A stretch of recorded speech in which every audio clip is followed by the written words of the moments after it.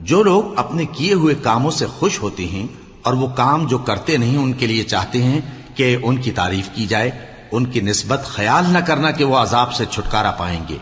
اور انہیں درد دینے والا عذاب ہوگا۔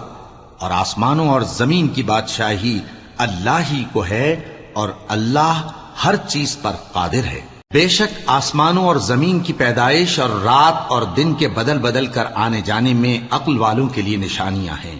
جو کھڑے اور بیٹھے اور لیٹے ہر حال میں اللہ کو یاد کرتے اور آسمان اور زمین کی پیدائش میں غور کرتے اور کہتے ہیں کہ اے پروردگار، تو نے اس کائنات کو بے فائدہ نہیں پیدا کیا، تو پاک ہے، تو قیامت کے دن ہمیں دوزخ کے عذاب سے بچائیو۔